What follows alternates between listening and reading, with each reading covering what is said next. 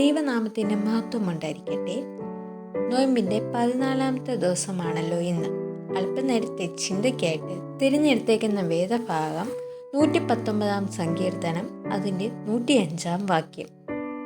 നിന്റെ വചനം എൻ്റെ കാലിന് ദീപവും എൻ്റെ പാതയ്ക്ക് പ്രകാശവും ആകുന്നു. ദിശാബോധമുള്ള ജീവിതം, തികവുള്ള ജീവിതം. ഈ ക്രിസ്മസ് കാലം നമ്മെ ഓർമ്മപ്പെടുത്തുന്ന ഒരു ചിന്തയാണ്. നക്ഷത്രത്തെ നോക്കി ഉണ്ണിയേശുവിനെ ദർശിക്കാൻ പോയ രാജാക്കന്മാരുടെ ജീവിതം. ആ രാജാക്കന്മാരെ പോലെ ദിശാബോധമുള്ളവരായി നാം ജീവിക്കേണ്ടത് ആവശ്യമാണ്. ജീവിതത്തെ ദിശാബോധം നഷ്ടപ്പെട്ടു കഴിഞ്ഞാൽ നമ്മൾ എവിടെ എത്തിച്ചേരുമെന്ന് പോലും പറയാൻ പറ്റില്ല. ശരീരത്തിൻ്റെ ഭംഗി ഉണ്ടാകുക എന്നത് എല്ലാവരെയും കൊണ്ടും സാധിക്കുന്ന കാര്യമല്ല.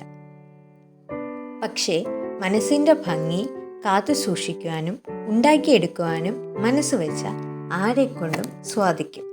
ഈ ക്രിസ്മസ് കാലത്ത് നന്മയുടെ, ചൈതന്യത്തിൻ്റെ, സ്നേഹത്തിൻ്റെ ഒക്കെ മൂല്യങ്ങളെ മനസ്സോട് ചേർത്ത് പിടിച്ചാൽ ദിശാബോധത്തോടെ ജീവിച്ച് അകമയുള്ള നോട്ടത്തിൽ ഭംഗിയുള്ളവരായി തീരുവാൻ ഈ കാലം നമ്മളെ സഹായിക്കട്ടെ. നമുക്ക് പ്രാർത്ഥിക്കാം.